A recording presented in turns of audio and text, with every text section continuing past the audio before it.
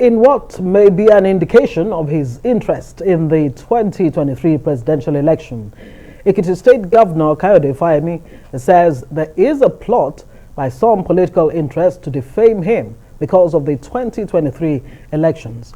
Well, the governor's chief press secretary, Yinka Oyebode, in a statement is alleging that some persons within the All Progressives Congress, as the APC, are uncomfortable with the rising profile of Governor Fayemi and are looking for ways to demarcate him as the 2023 presidential election draws near.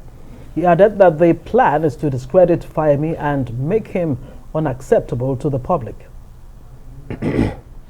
Well, for more on this, let's bring in a Rise analyst, Mahmud Jega. Very warm welcome, Mahmud. Thank you. And it's like the race has really started in earnest, you know. The starter has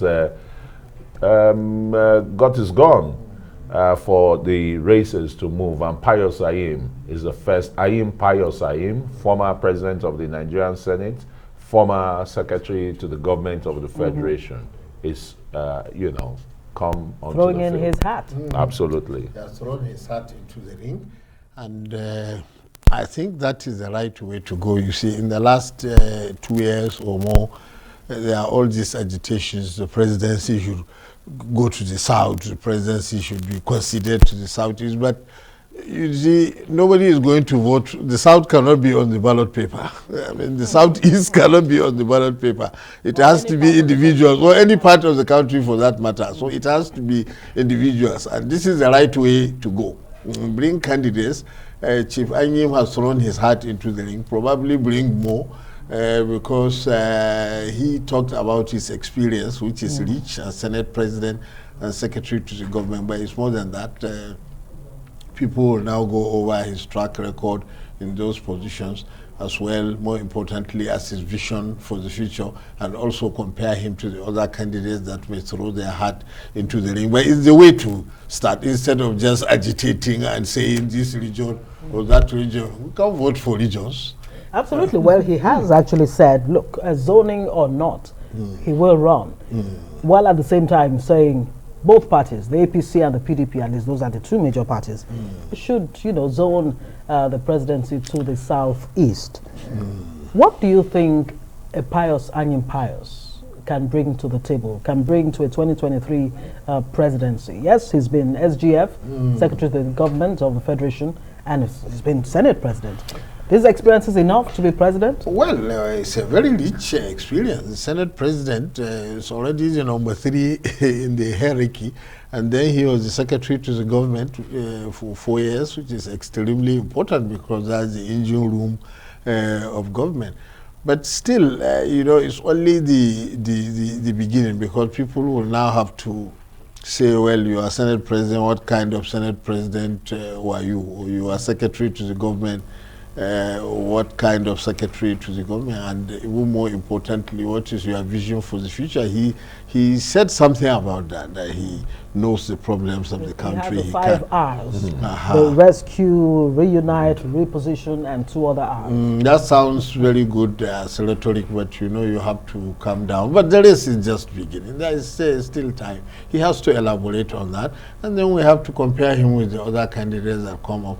But the thing he said about he will contest irrespective of the zoning, that doesn't sound very good, you see, within the party. Because on the one hand, you say you are a loyal party member who has never jumped ship. And then you say that irrespective of what the party does, whether it zones or does not zone, you will not contest. Well, if the party zones to a certain area and you insist on contesting, that's what our politicians call anti-party activity. Exactly. So it was a good statement from that point of view.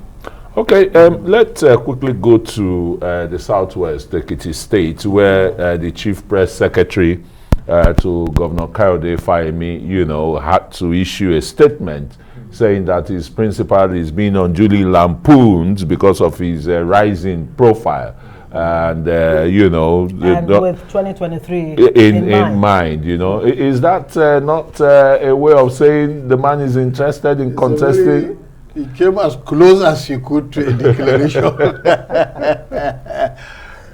He must have his reasons for making that statement. Dr. Fayemi is not known for frivolous remarks. And personally, I was surprised when I read it this afternoon, because Dr. Kayode Fayemi does not appear to me to be the kind of person that people will gang up against, either regional blocs or religious blocs, because he is not controversial. He is quite stable. He is very friendly. He is very able. He is even the chairman of the Governors Forum. Exactly. So, but of course, if there are other candidates, for example, within the Southwest region or within the South generally, or even from other parts of the country, that feel that many people will like this man because they will say, he is stable, intellectual, everything. Of course, since it clashes with their own aspirations, they might try to pull him down. That is to be expected in politics. But what are his chances, of getting nominated in the first place? You have... Are you even surprised that with all of these discussions, all these names coming up, whether it's a Fayemi, Fashola in some cases, Shibajo, Tinubu, and all the rest of them, none has actually come out to say, I am running in 2023. Yeah, well... Are they just trying to safe or what? If you are a major candidate, very visible and all that, you don't rush to say.